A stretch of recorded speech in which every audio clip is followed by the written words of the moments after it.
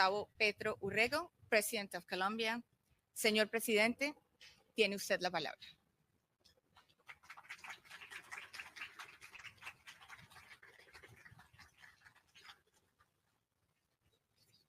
Bien, gracias, presidente.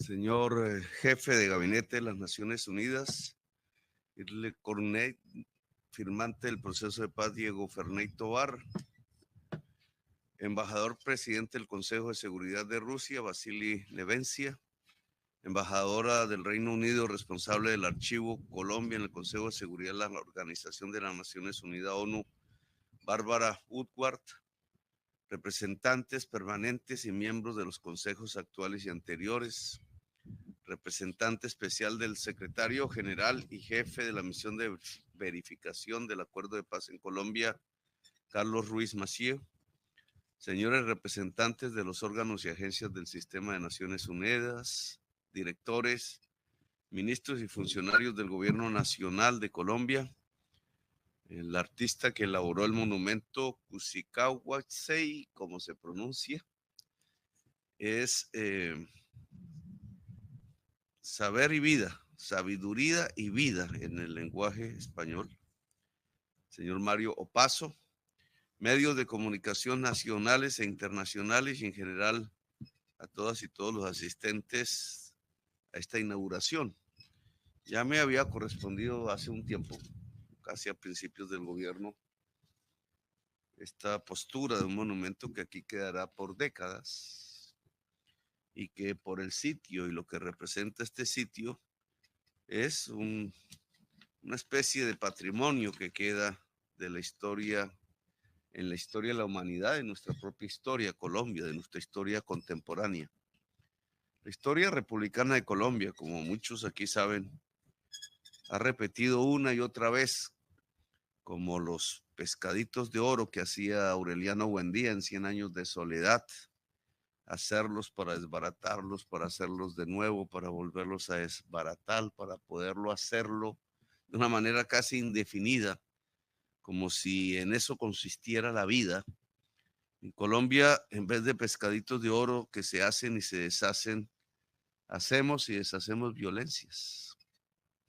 Deshacemos la violencia con la paz, pero inmediatamente surge la violencia de nuevo. Pareciera una especie de mal permanente, de vicio cultural, un poco único dentro de las sociedades humanas, que no lo son así, a pesar de que muchas de ellas han vivido intensas épocas de violencia, incluso superiores a la nuestra, pero que terminan y terminan definitivamente. Este país nos puede dar una demostración de ello. No se entendió en alguna vez alrededor de una de las materias más difíciles por las que ha pasado la humanidad, la existencia de la esclavitud, que también nosotros vivimos por las mismas razones. Pero la liberación definitiva de la esclavitud, que les causó una guerra civil intensa de años, pero que terminó y que dejó después de ese final, en el proceso mismo de paz que tuvo que construir esta sociedad y que en mi opinión aún permanece, dado que las secuelas de la esclavitud a través del racismo y la xenofobia se mantienen aquí y en buena parte del mundo, como también en nuestro país, pueden decir de todas maneras con cierto orgullo que no se volvieron a matar entre sí. Nosotros no podemos decir lo mismo. También tuvimos una guerra para liberar a los esclavos, pero a diferencia de lo que ocurrió en Estados Unidos, en Colombia la ganó militarmente quienes eran los dueños de los esclavos. Y eso dejó una marca indudable, una marca que al día de hoy nos ha convertido, según las cifras de la OCDE, en el país más desigual socialmente del mundo. Esa es la heredad de no haber vencido definitivamente el esclavismo. Se mantiene como una especie de cultura subterránea en la mente de quienes dirigen el país, de sus élites que casi de manera hereditaria se han sucedido en el poder durante estos 2 siglos y han dejado como recuerdo histórico como una mala herencia para la conducta de la misma humanidad, el país más desigual socialmente del mundo.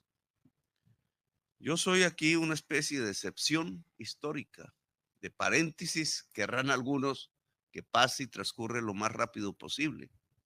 Otros querremos que sea un cambio realmente de fase, de época, de era, en donde Colombia realmente se integre profundamente a la corriente de la lucha democrática y de su estabilización, una democracia profunda, multicolor, un país justo entre las naciones de la tierra. Esa es la lucha del presente. A eso le llamamos un proceso de paz. Ahora hablaremos más detenidamente de esto en el Consejo de Seguridad de Naciones Unidas, pero un proceso de paz es una lucha social, es una lucha política. A pesar de haber escrito frases que se firman, a pesar de haberlas puesto a consideración y en cuidado del Consejo de Seguridad de Naciones Unidas como una declaración unilateral de Estado, muchísimos de sus párrafos, de sus objetivos, de sus propósitos, son en Colombia hoy no un consenso, no un acuerdo, sino una lucha aún por librarse. Una lucha que no es solo de políticos, sino que es de la misma sociedad. El derecho a vivir en paz es una lucha social en Colombia. Este monumento refleja en sus dos palabras traducidas del idioma en que el autor ha querido bautizarlo: sabiduría y humanidad, sabiduría y vida. Sabiduría y vida representarían, en muy pocos términos, en un resumen, lo mejor que podría esperarse de la humanidad. Si una nueva humanidad es posible, ella será más sabia e indudablemente será absoluta y profundamente respetuosa de la vida en todas sus formas. En algún discurso aquí, en este mismo edificio, dije que la misión de la humanidad, quizás como muchas de las banderas lo indican, quizás subliminalmente, como muchos de los cuadros de la historia lo indican cuando apuntan hombres y mujeres hacia las estrellas, alzando sus manos hacia las estrellas, que quizás nuestra misión en el hoy único planeta que sepamos que tiene vida y de la cual somos su parte superior, la vida inteligente. Si somos vida inteligente, indudablemente tenemos que apuntar a las estrellas.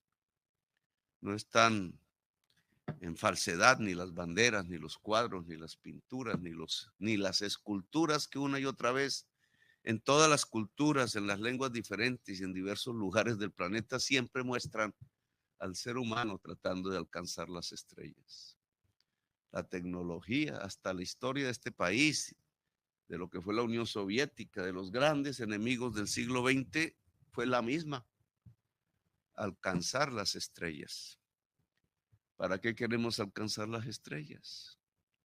Si no es para llevar la vida.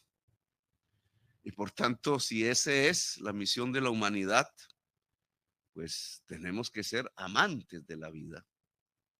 Y la única manera realmente de ser amantes de la vida es ser sabios. Sabiduría y vida, por tanto, casi que son sinónimos en el ser humano. Sin embargo, si viéramos no simplemente la realidad de Colombia, que aquí viene a hablar de paz, hay una diferencia del momento histórico. Una Colombia que aquí viene a discutir sobre la paz, sobre los problemas o los avances de la paz, pues nos encontramos en este mismo recinto en un mundo que está hablando de la guerra. Bombas caen sobre Gaza. ¿Cuál será el monumento que aquí se pueda construir para mostrar este trágico regreso a la barbarie y al genocidio? Me pregunto.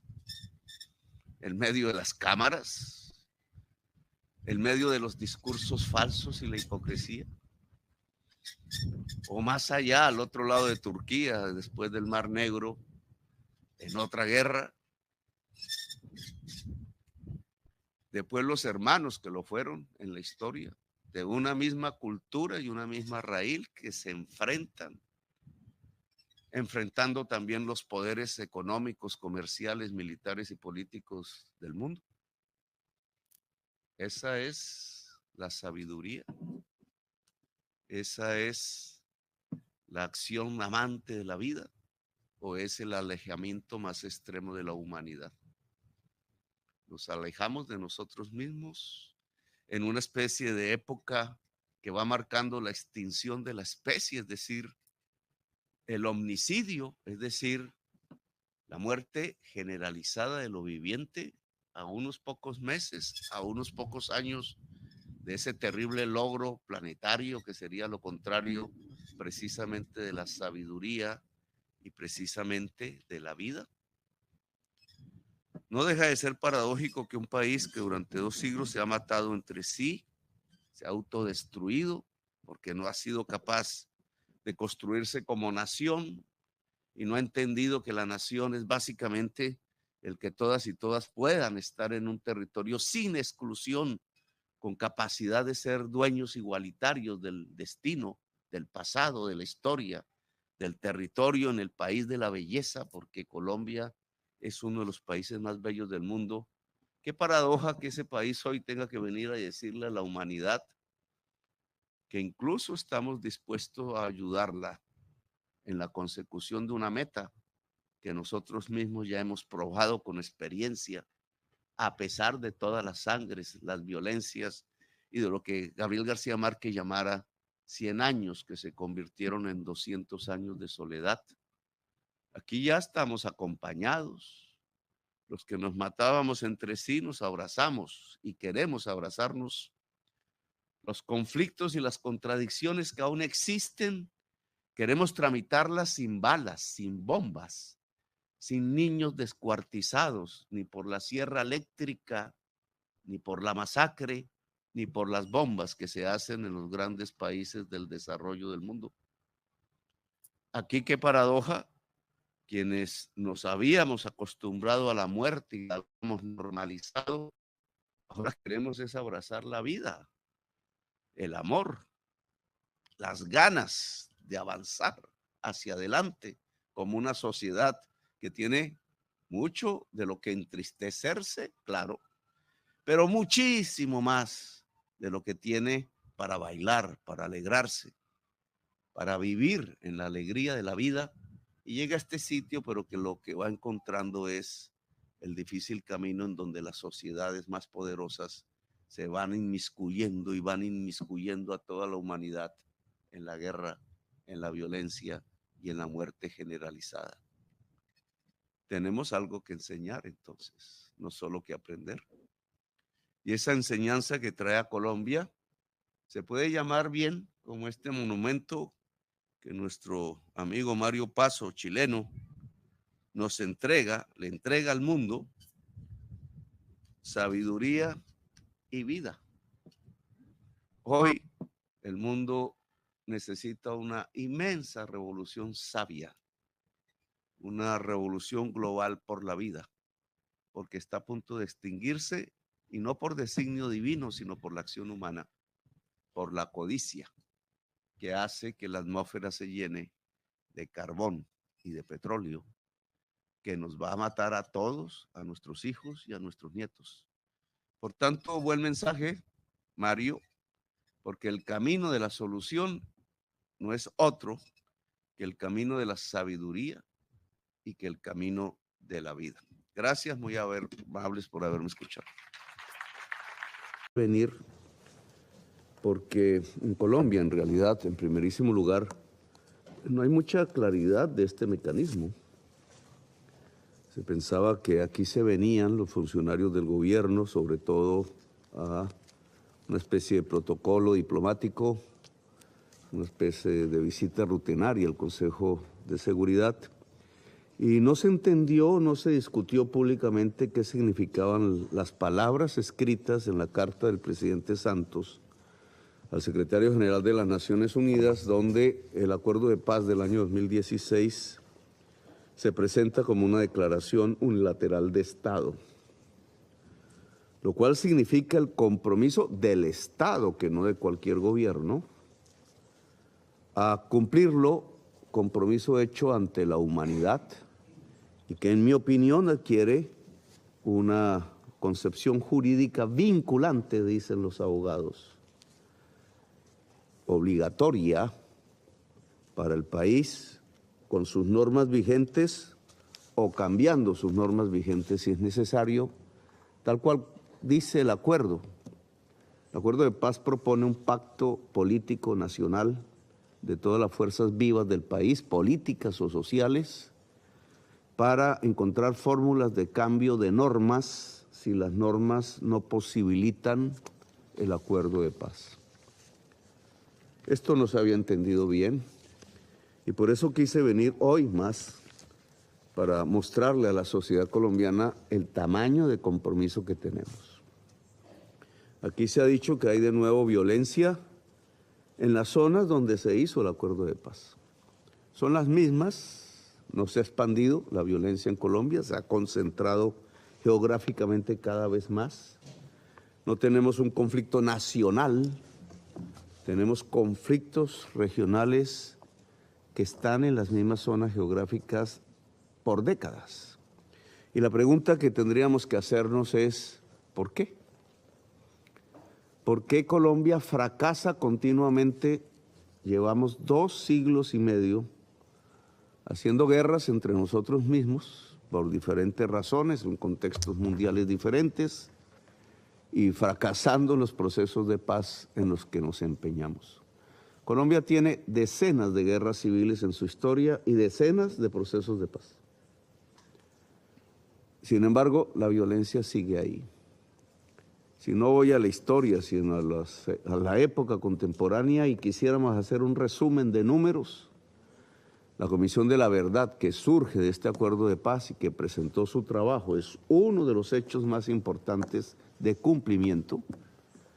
Habla que a partir del 9 de abril de 1948, día que hubo una insurrección popular en Colombia por el asesinato del líder liberal Jorge Eliezer Gaitán, que iba a ser presidente de Colombia, contamos 700.000 muertos asesinados hasta el día de hoy.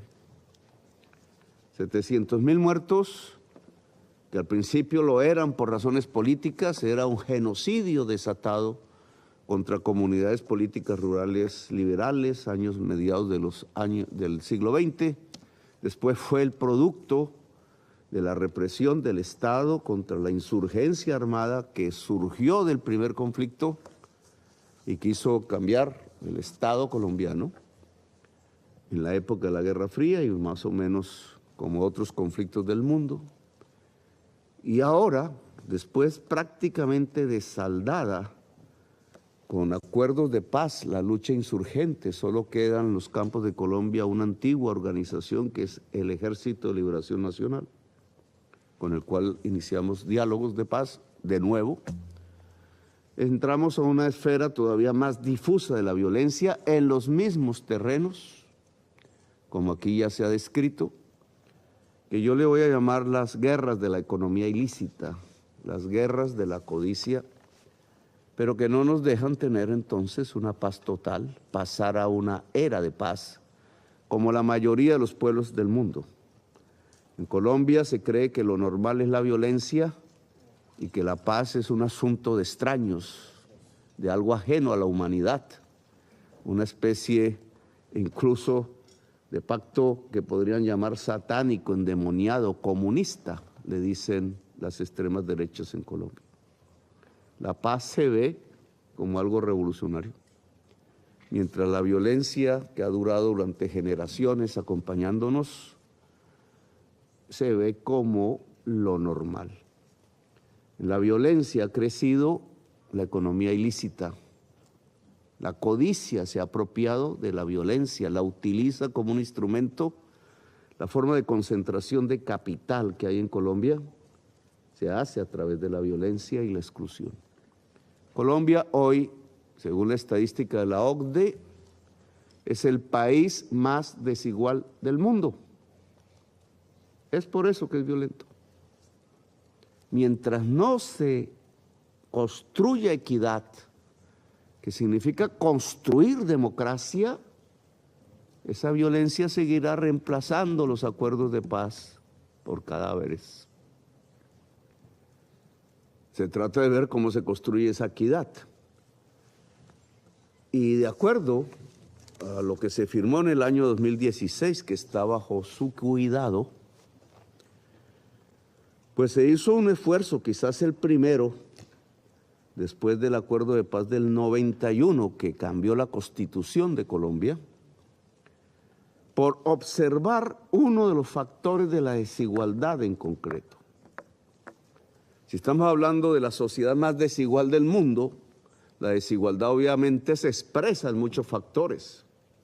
Desigualdad entre el hombre y la mujer, desigualdad económica entre los que más tienen, que son muy pocos, y la mayoría de la población económica, desigualdad étnica, porque son los indígenas y las poblaciones negras las que quedan en la base de la pirámide de la pobreza, es una exclusión racista, desigualdad cultural, desigualdad de edades, la juventud se considera como paria, incluso ahora siguen encarcelados centenares de jóvenes que quisieron simplemente protestar por su condición, a los cuales capturaron por 3,000 y de los cuales asesinaron 60 y de los cuales quedaron ciegos decenas porque disparaban directamente a los ojos.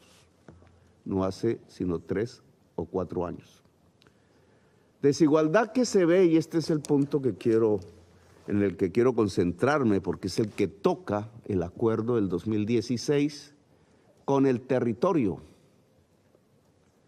Colombia, por una realidad geográfica, los Andes llegan a la zona tórrida del mundo y se dividen en 3 cordilleras. Tiene una geografía más difícil que los Balcanes, que el Cáucaso. Muy pocas zonas tienen ese tipo de geografía, pero al estar allí genera una enorme diversidad natural, genera una enorme diversidad cultural. Nunca se pudo construir un imperio en esas cordilleras, ni indígena ni español. Y genera entonces una diversidad territorial profunda. Al ser el país más desigual socialmente del mundo, esa desigualdad se localiza en los territorios. Hay unos ricos y otros muy pobres. Hay distancias como la que podríamos ver en las zonas más pobres del planeta y zonas muy ricas como los alrededores de este edificio, y están en el mismo país, pero en territorios diferentes, en segregación territorial diferente. Y he aquí el punto. Colombia, por tanto, no ha podido solucionar su problema de violencia que tiene 2 siglos y medio de antigüedad, porque no ha podido incluir el territorio dentro de la construcción de una nación común, democrática, que permita que por encima de las diferencias de color de piel, sociales, culturales y económicas, podamos convivir todos como seres iguales dentro de la misma nación, con igual poder que en Colombia no existe. Por eso la firma de los acuerdos de paz del 2016, la alta parte contratante, las FARC, que se originó de los campesinos excluidos por la violencia de mediados del siglo XX, incluso territorialmente, puso una agenda un poco alambicada, en mi opinión, para incluir el campesinado dentro del desarrollo nacional y las zonas más excluidas del territorio colombiano, rurales, dentro del desarrollo nacional y la democracia. Ese es el acuerdo de paz del 2016. No podrán ustedes observar allí una lectura urbana, una lectura posmoderna sobre inteligencia artificial o sobre conectividad y fibra óptica, etcétera, porque aquí se resuelve un problema que surge de la historia colombiana a partir incluso de la colonia española. Una historia de esclavitud, de feudalismo que aún no hemos podido superar. Esa es la agenda. Allí tienen que entonces se le denomina los territorios excluidos de una manera, el PEDET. Se habla de unos planes de inclusión de ese territorio excluido con una serie de inversiones, el plan de vías, el plan de salud, el plan de pensiones, el plan educativo. Dentro de esos territorios se encuentra algo que tiene una lógica y que es importante que ustedes analicen. Lo que allá llaman el PENIS. Disculpen las siglas, pero esos son los inventos tecnocráticos de un acuerdo de paz. El PENIS son las zonas de economías ilícitas dentro de los PEDET, es decir, dentro de los territorios excluidos. Conclusión, en la historia de Colombia, por excluir territorios en la sociedad más desigual del mundo, las poblaciones allí, para poder sobrevivir, han recurrido parcialmente a agarrarse del mercado mundial en su ilicitud. Ilicitud que decreta un organismo parecido a ustedes en las Naciones Unidas. Es la única forma de vivir, de sobrevivir, pero esa ilicitud, porque no hay contratos, no hay cheques, no hay una firma, no hay un notario que diga este contrato se resuelve así si hay un conflicto, se resuelve con armas y por tanto con violencia. El acuerdo de paz del 2016 propuso un cambio de las economías ilícitas por lícitas, dentro de lo que se llama allí el PENIS.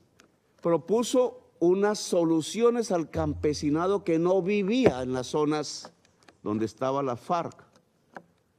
La reforma agraria, es decir, resolver lo que los españoles produjeron hace 2 siglos y medio al traer su estructura feudal de tenencia de la tierra. En Colombia hay 10 millones de campesinos de 55 millones de habitantes, pero solo el 1% tiene el 90% de la tierra fértil. Y ese 1% ha usado la tierra fértil no para producir comida, sino para lavar los activos del narcotráfico, y la defiende a sangre y fuego. Por eso tenemos millones de desplazados, centenares de masacres. Fue lo que quiso resolver el acuerdo de paz del 2016. Por tanto, es un acuerdo para incluir social, económica y políticamente la población campesina de Colombia. ¿Qué ha pasado a la fecha? El acuerdo de paz no produjo un acuerdo nacional. No fue posible hacer el pacto nacional del que habla y que se ha colocado ante ustedes como una declaración unilateral de Estado, un compromiso de Colombia ante la humanidad. No ha sido posible porque la población colombiana está dividida literalmente en dos. Durante todo este siglo, una que apuesta a una salida militar al conflicto, otra que apuesta a una salida negociada, eso tiene otras formas. Se ha expresado electoralmente. El acuerdo de paz firmado con la FARC fue derrotado en un plebiscito por 65,000 votos, mitad y mitad. Unos dijeron no. Por una mayoría de 65,000 votos tuvo que rehacerse. El siguiente gobierno, al del presidente Santos, que firma este acuerdo como alta parte contratante, se eligió bajo la consigna de hacer trizas la paz y se expresó con una mayoría electoral sobre mí, que fui el segundo candidato. Cualquiera que diga que hubo trampas o no, lo cierto es que es el hecho político y por tanto en 4 años se interrumpieron buena parte de los mecanismos de cumplimiento de este acuerdo. Y ahora salí elegido no por una gran mayoría, también por la mitad de la población, que esta vez fue mayoría, gracias a la juventud de Colombia, la excluida. Y entonces tenemos ante nosotros el acuerdo. Ha pasado 2 años y lo hemos intentado implementar. ¿Qué conclusiones llevo en este momento para traerles a ustedes? 1. La reforma rural que habla el capítulo 1, en realidad fue ignorada. De 3 millones de hectáreas de cambio de la tenencia de la tierra, solo cambiaron 17,000 hectáreas. Mi gobierno lleva 183,000. Importante respecto al anterior, pero en tiempos, en velocidad, significa que estamos muy lejos de las 3 millones de hectáreas. En cambio de tenencia de la tierra, en formalización ni se diga, que es titular la tierra. El esclarecimiento de la verdad sobre sucesos ocurridos en el conflicto se fragmentó en diversos tribunales. Los paramilitares van a tribunales de justicia y paz, los guerrilleros de la FARC y los militares van a justicia, a la JEP, especial para la paz, y los verdaderos causantes del conflicto que ordenaron porque se enriquecieron con él, están en 17,000 procesos que no avanzan en la justicia ordinaria. Al fragmentar los procesos, incluso sobre el mismo hecho, la verdad quedó fragmentada y se debilitó. Tenemos problemas para que la verdad se esclarezca en la mayor parte de los hechos de violación de derechos fundamentales de los colombianos a través de la violencia. La transformación del territorio, que es el punto clave del acuerdo de paz.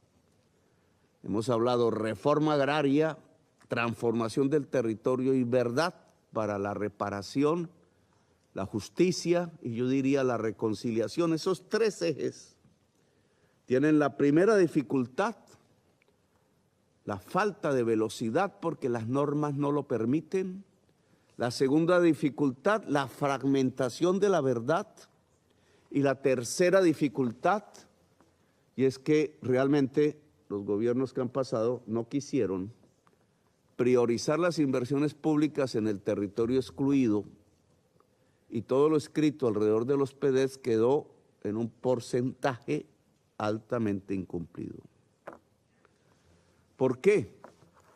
Porque la tradición económica de Colombia es invertir sus recursos públicos en las zonas de más alta riqueza. Por eso somos el país más desigual socialmente del mundo.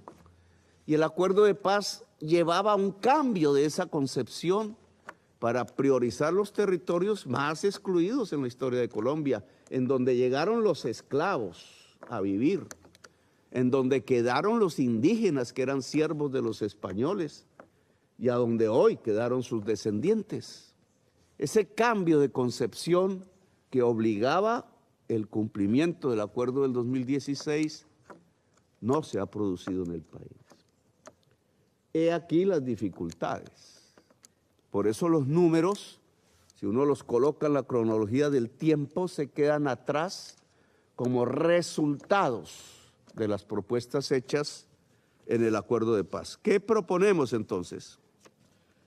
Proponemos lo siguiente para acelerar y para cumplir ante la humanidad como Estado y como sociedad colombiana.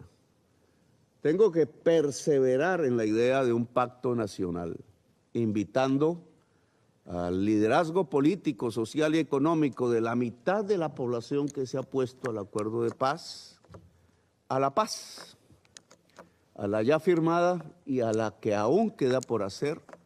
Eso es fundamental desde el punto de vista político.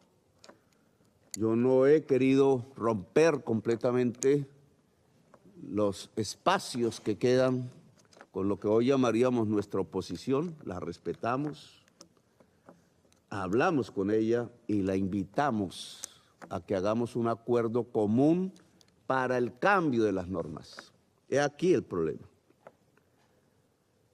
No se quiere obviamente un acuerdo nacional, pero para no cambiar las normas. Y si esta es la sociedad más desigual del mundo, ¿cómo no se van a cambiar las normas? Las que tengan que ver con la construcción de la igualdad hay que construirlas. En el acuerdo de paz hay algunas. Por eso voy a proponerle al Congreso de Colombia y a las Cortes y a la sociedad, indudablemente, repetir un fast track. Le llamaron así en inglés, en Colombia, a un método más rápido para aprobar leyes en el Congreso de la República. Ya se hizo Pero los proyectos de aquella época, gobierno Santos, tuvieron que ver con las fases iniciales del acuerdo de paz con la FARC. Y ahora tenemos que presentar son los cambios de normas que permitan los productos del acuerdo de paz. Reforma rural integrada, plan de salud, plan de vivienda, etcétera, verdad integral, no fragmentada, integración del territorio al desarrollo nacional. Y por eso proponemos estos 10, los consigno aquí, puntos, que leo: modificación de las normas de las vigencias futuras y el plan fiscal de mediano plazo que nos permita financiar la inclusión territorial al desarrollo, priorizando la inversión en los territorios. Estas palabrejas económicas técnicas tienen que ver con que toda la inversión pública de Colombia está comprometida en los próximos 30 años. Ahí soy casi una figura decorativa frente al presupuesto, en una serie de obras, básicamente autopistas de 2 carriles ida y vuelta, que están al lado de las grandes ciudades más ricas de Colombia. Allí se va la plata. Luego, no podemos financiar la inclusión territorial, que es el eje central del acuerdo de paz. Esto implica un cambio de normas, que es lo que proponemos aquí, que en el plan de vigencia futura se incluya la financiación completa de la transformación del territorio en lo que tiene que ver con infraestructuras e inversiones públicas.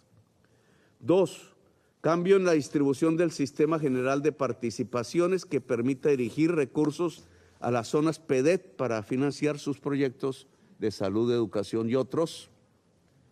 Es una figura también institucional colombiana de ley que tiene una fórmula para distribuir los recursos nacionales en los municipios general, pero que no fue modificada para que se privilegiara lo que el acuerdo decía, una serie de zonas geográficas que se denominan municipios PEDET. Hay que hacer esa reforma para que el municipio PEDET tenga más que proporcionalmente ellos mismos recursos para su propia inversión social. Excarcelar al campesinado productor de hoja de coca. Está escrito en el acuerdo de paz, nunca se implementó. Hay 35,000 campesinos cultivadores de hojas de coca presos en las cárceles de Colombia en condiciones brutales de hacinamiento y pérdida de derechos humanos. El conjunto de los presos tendrían mejor vida si liberáramos los 35,000 campesinos presos por producir hoja de coca que es simplemente un vegetal, pero que ha sido criminalizada en sesiones de instancias de las mismas Naciones Unidas en lo competente. Ese es un punto del acuerdo de paz y yo quiero cumplirlo a través de una ley de fast track. Optimización y nuevas inversiones forzosas de cara a la sustitución productiva de economías ilícitas y un camino de la agroindustrialización. El PENIS, que tiene que ver con los cultivos de hoja de coca, se convirtió muy neoliberalmente en un programa de transferencias individual.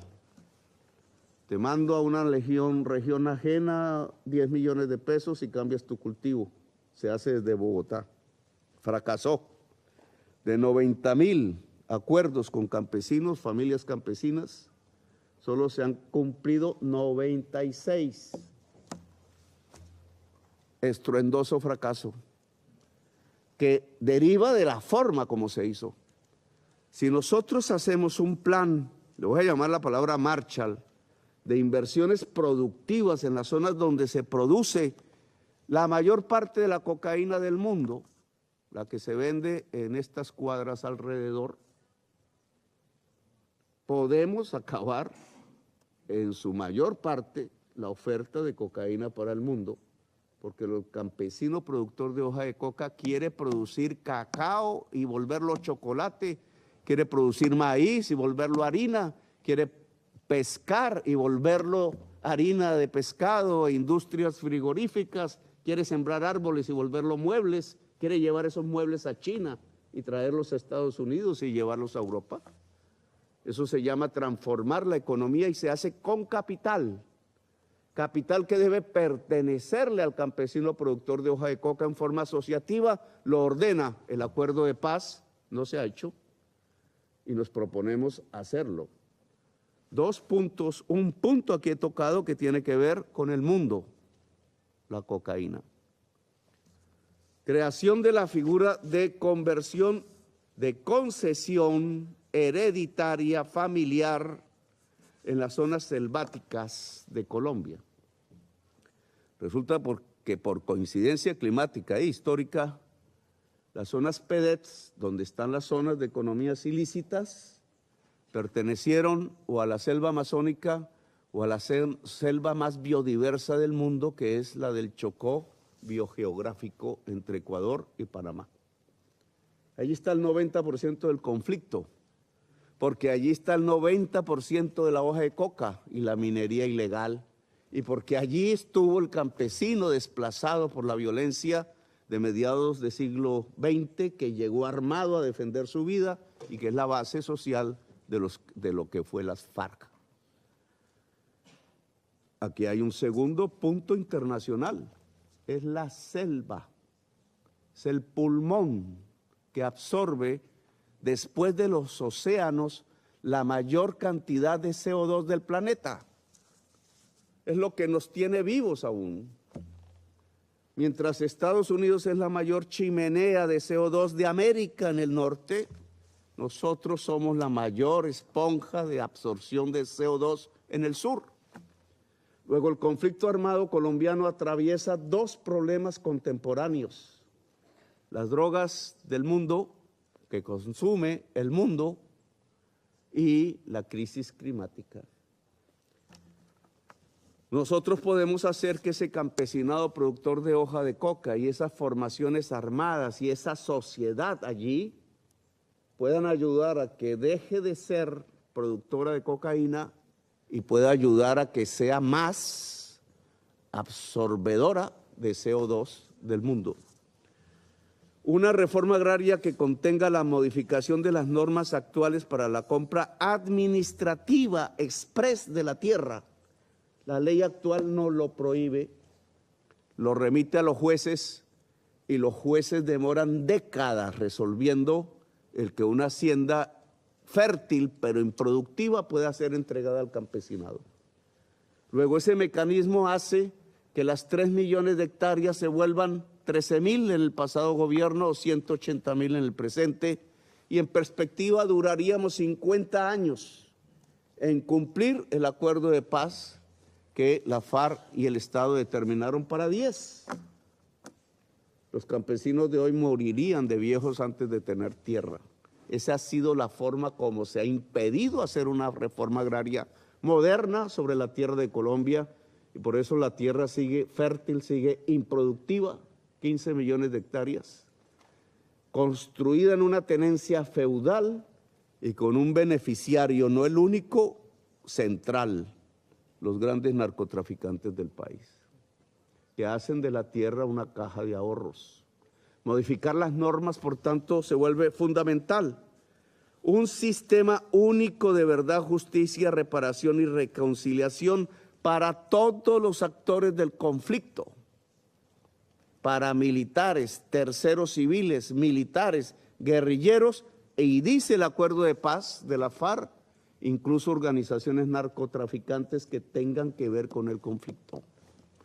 Es la única manera de desarmar todos los espíritus, que unos dejan las armas para que otros las cojan, y poder producir un desarme generalizado en las zonas de conflicto del país, y finalmente ampliar el plazo de implementación del acuerdo por 7 años más, y las zonas PEDET del país, incluyendo las áreas de pobreza de las grandes ciudades de Colombia. Estas son medidas de ley, no están determinadas por el presidente, tampoco por la FARC. Tienen que ser medidas del Estado. Para ser aprobadas tendrían que ser parte de un pacto nacional que es lo que no se ha podido producir desde el 2016. En un procedimiento fast track nos llevaría a reducir los plazos de tiempo para cumplir con efectividad el acuerdo de paz firmado. Lo vamos a presentar pues a la sociedad colombiana y al Congreso, pero quisiéramos dejarla aquí refrendada ante ustedes como parte de la declaración unilateral de Estado que se firmó con la alta parte contratante de la FARC. Yo me reuní con ellos hace una semana en el Palacio de Nariño, donde es la sede del gobierno, y termino, y me disculpan, básicamente exhortándolos como parte de las Naciones Unidas a una toma de decisiones. Si yo coloco el valor de lo que representa la reforma agraria, le sumo lo que representa la inclusión del territorio excluido de Colombia y le sumo lo que representaría un sistema único de verdad, reparación, justicia y reconciliación. Tengo una cifra que, digamos, en dólares, yo la tengo en pesos, 160, 200 billones de pesos. Eso me da unos 50.000, no sé si me hacen las cifras aquí. 50.000 millones de dólares en español, que en inglés dicen billones, 50 billones de dólares, que Colombia no tiene. Es más, no tiene porque estoy precisamente al frente de una situación económica mundial y local. Nos sobreendeudamos para cumplir tareas del COVID, mal o bien hechas, debió ser una emisión de dinero, fue un endeudamiento express con el FMI, pagadero a 2 años, que es este año y el año entrante, que me hace subir la deuda de 70 a 112 billones. Se hundieron varias propuestas de reforma tributaria. Los sectores más adinerados de Colombia son reacios a tributar más y entonces estamos literalmente ahorcados financieramente. ¿Cómo se puede cumplir el acuerdo de paz si hay un ahorcamiento presupuestal del gobierno colombiano? Aquí viene mi propuesta hacia ustedes, que no es solicitar colaboración país por país, no funciona. La plata se va en cursos, no tiene eficacia, y aquí tenemos que tener eficacia. Yo creo que es potenciando la capacidad financiera del Estado colombiano, no necesitamos regalos. Y veo 2 métodos que se han propuesto desde el gobierno colombiano que serían claves si se destinan a los 3 ejes del Acuerdo de Paz del 2016, la reforma agraria, la inclusión territorial y el sistema único de verdad, justicia y reparación. 1, que nos quiten el riesgo en el endeudamiento de Colombia. Decía ahora, ¿por qué se utiliza la figura del bloqueo económico para derrotar rivales? Eso tumba las economías de un país, la empobrece de inmediato. ¿Por qué se utilizó, al contrario, planes Marshall para construir economías aliadas? Europa posguerra, Corea posguerra. ¿Y por qué Colombia, que hace un esfuerzo de paz de esta dimensión, que puede enseñarle al mundo en tantos aspectos, en las drogas, en la justicia transicional, en el levantamiento de minas, en la reconciliación, en el encuentro entre combatientes, en la reconstrucción como ser libre del combatiente, etcétera? ¿Por qué no tiene un espacio de reconstrucción económica si necesita economía y dinero para solucionar los problemas que ocasiona la violencia? Y cuando estos problemas van de frente a problemas del mundo, como las drogas, cocaína y como la crisis climática, selvas, no habría aquí un trato mutuo mucho más honorable, digno y contundente. La paz de Colombia acaba la cocaína en el mundo, por lo menos durante un tiempo mientras el mercado no sustituye el oferente o los consumidores no sustituyen las drogas, como sucede en Estados Unidos. Y la paz de Colombia salva el tercer pulmón de estabilidad climática del mundo. Necesitamos financiarla con nuestros propios recursos colombianos. Hemos entregado 7.000 millones de dólares en SPRIT, en riesgo, por encima de la tasa de interés de mercado, pagando nuestra deuda. ¿Por qué? ¿Acaso no es más inseguro un país que emite CO2 que el que lo absorbe para la vida humana? ¿Qué tipo de teoría mercantil es la que se ha impuesto sobre la vida que hace que Colombia tenga que pagar su deuda al 8 y 9% de interés en dólares y Estados Unidos a la tasa de mercado? Si es allá donde se emite, puedo hablar también de China, no tengo aquí un sectarismo de la geopolítica, pero ¿por qué Colombia, que es el que absorbe y es el que tiene que financiar la paz y es el que a través de esa paz puede lograr estabilidades climáticas mayores y estabilidades sociales mayores si miramos el impacto de la paz en el mercado de las drogas y en la química de la atmósfera en términos de CO2? Propuesta que dejo porque se puede equiparar a cambiar deuda colombiana por acción climática. Quitar el riesgo en el endeudamiento colombiano, pagamos a la tasa de interés del mercado, no hay problema, pero esa diferencial de dinero va hacia el proceso de paz. Y en segundo lugar, hacemos acción climática porque el proceso de paz, por la zona geográfica donde se localiza, selva amazónica, selva del Chocó geográfico, preserva la selva y el pulmón de la humanidad.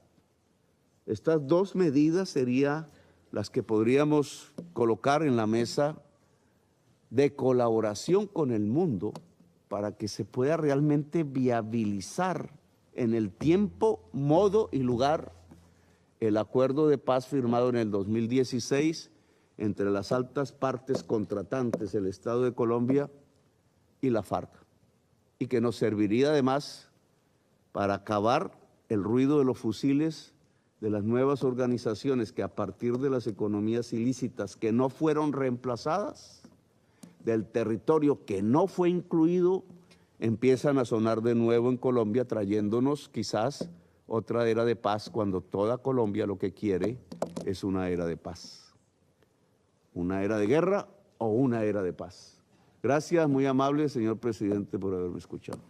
Sí, gracias, presidente. Y breve, solo de acuerdo a algunos interrogantes me quisiera, a manera de respuesta, pero obviamente es mi experiencia como presidente de Colombia, no todas las voces de Colombia están de acuerdo conmigo.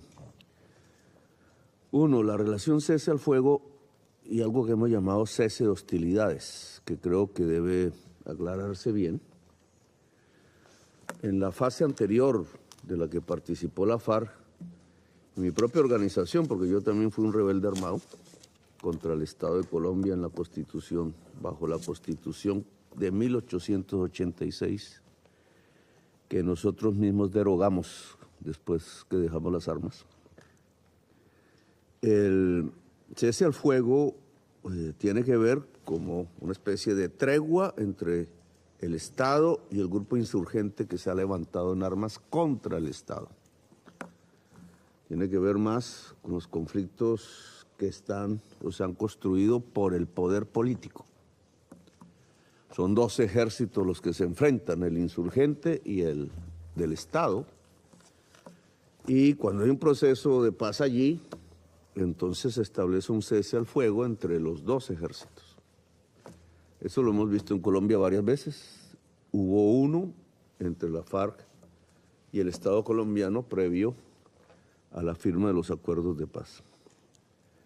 Hoy no es tan fácil establecer ese concepto de esa manera. porque los grupos armados que bajo diferentes nombres están hoy en una parte de los antiguos territorios PEDETs no están realmente luchando contra el Estado.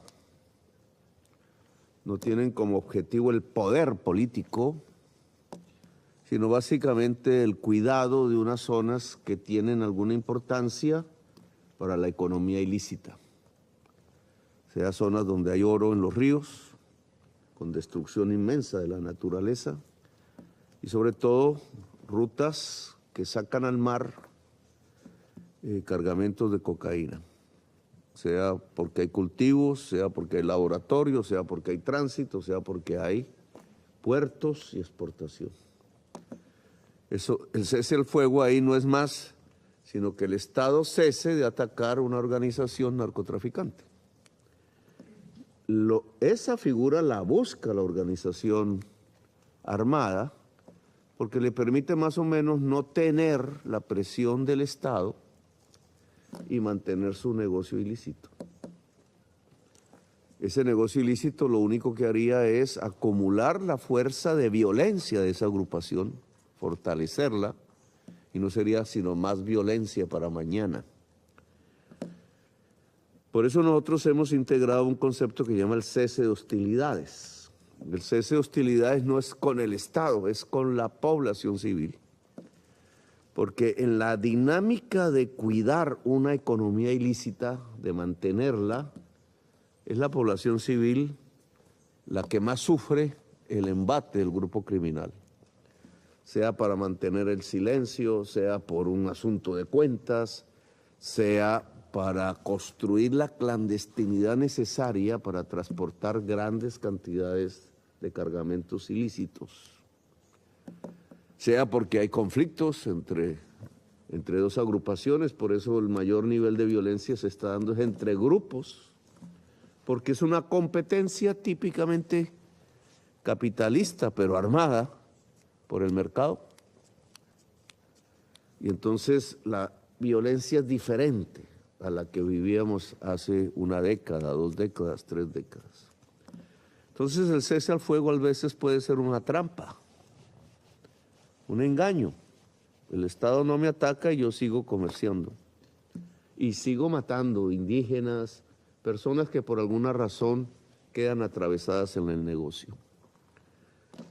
La prioridad nuestra ahora es el cese de hostilidades, es decir, primero demuestran que no atacan la población civil. En particular, el reclutamiento de niños en todas las negociaciones que hemos establecido, ese es el primer punto. Usan los niños porque saben que nosotros podríamos bombardear y sería una fuerza muy superior a la armada que está en tierra, ilegal, pero saben que el presidente Petro se opone en el mundo a que bombardeen niños y por tanto no puedo hacerlo en mi propio país, porque sería de una incoherencia en la política internacional de Colombia máxima. Allí han muerto, de acuerdo, 700 niños bombardeados. La cifra puede ser muy inferior a la que vemos hoy en otras regiones del mundo y nos oponemos a que bombardeen los niños en otras regiones del mundo y más con el apoyo de poderes internacionales, pero nosotros no podemos bombardear niños.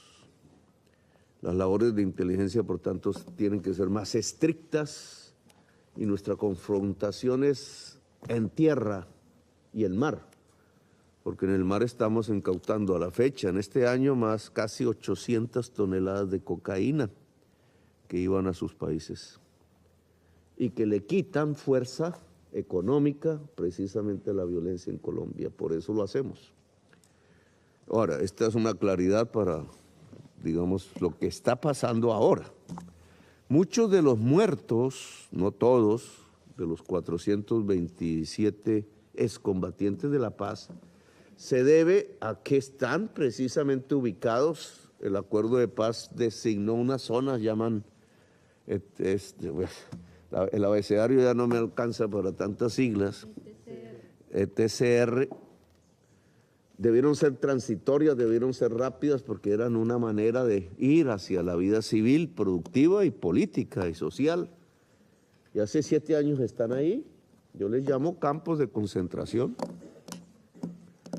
porque no se puede mantener sin una salida a una población durante 8 años encerrada en un punto que al estar localizada en zonas de economía ilícita o cercanas o estratégicas para economías ilícitas, se ha convertido en una vulnerabilidad a la vida de las personas que firmaron la paz con centenares de muertos.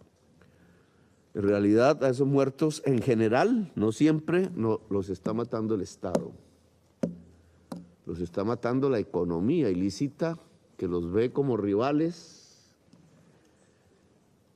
Y dado eso, y dado que narcotraficantes con políticos colombianos están tratando de revivir el paramilitarismo antiguo en zonas del oriente antioqueño, del Magdalena Medio santanderiano y del sur de Bolívar, que también es Magdalena Medio, el norte del Magdalena Medio, en el corazón de Colombia,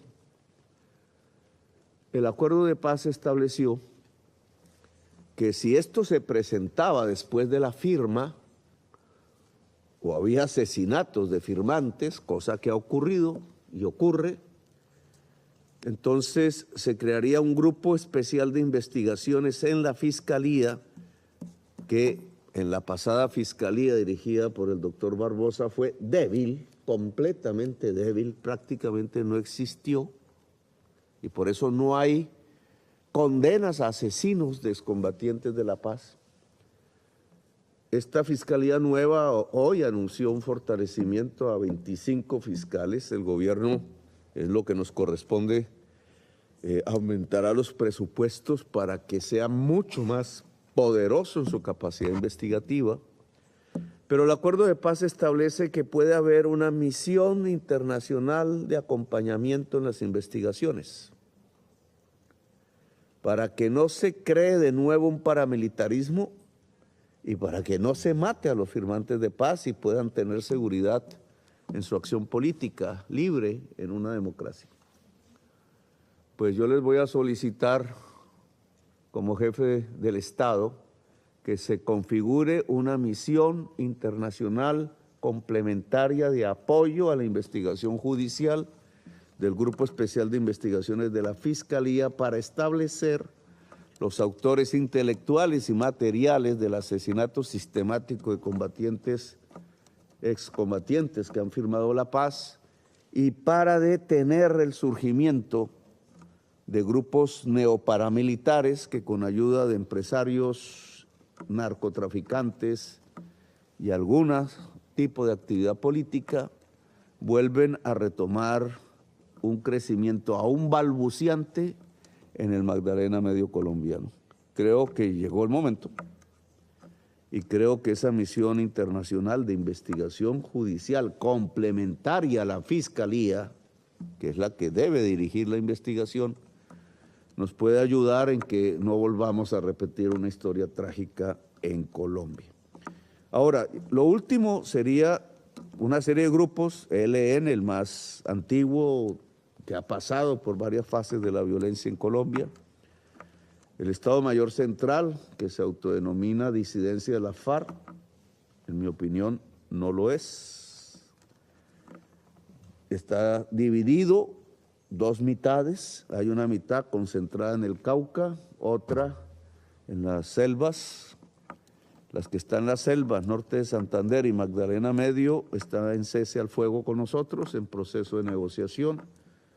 La que está en el Cauca, dedicada a la exportación de cocaína, debido a que en la negociación colocamos un protocolo que debía firmarse, que era conjuntamente con el Estado destruir la economía ilícita y reemplazarla por lícita.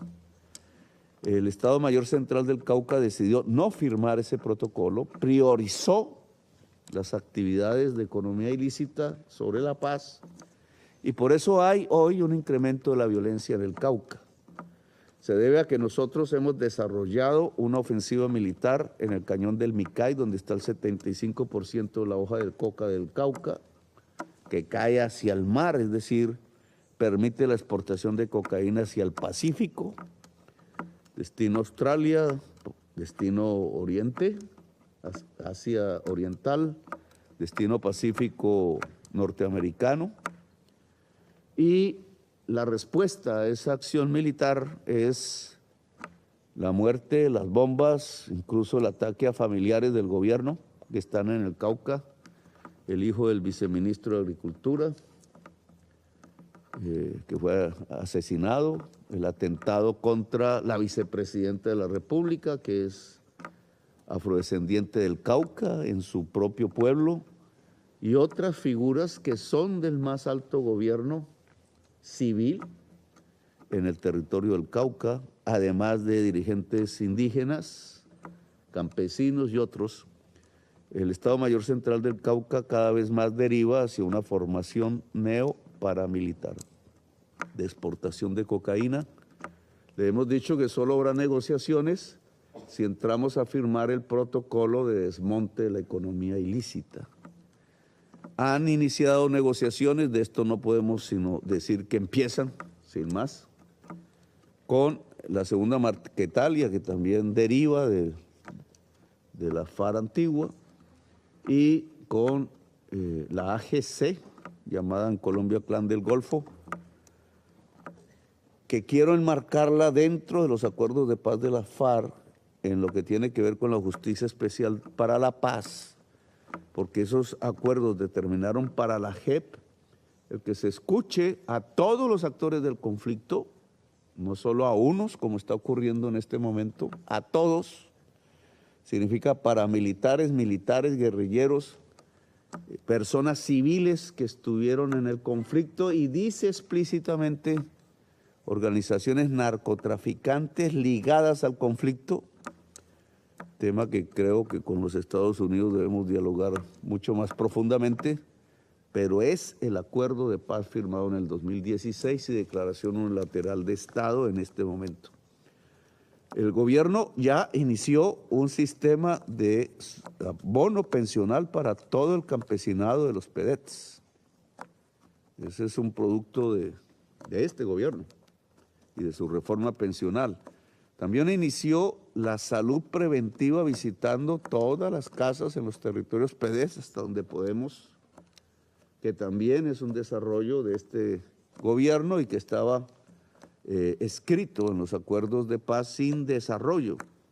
También la contratación con las organizaciones populares del territorio, básicamente acción comunal, cabildos indígenas, consejos comunitarios afrodescendientes. Los grandes empresarios de las carreteras han intentado dificultar el que se contrate a la acción comunal, pero esto es un mecanismo de empoderamiento económico y político de la población que vive en los territorios excluidos del país. Estos son logros que hemos adelantado. Vamos a iniciar, y termino aquí, presidente, una política de reinserción que yo llamo del siglo XXI. Reinserción se le llama a la incorporación del excombatiente a la vida económica y social.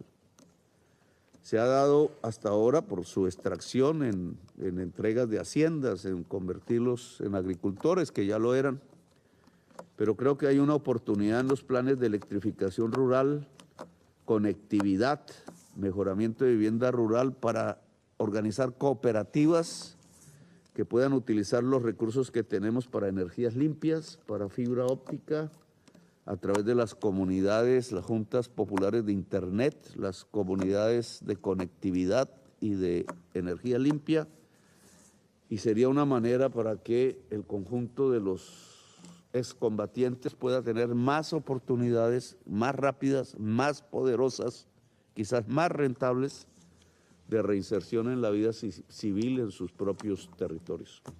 Gracias, señor presidente, por lo que usted me ha dispensado de tiempo, y gracias a todas y todos ustedes por haberme escuchado.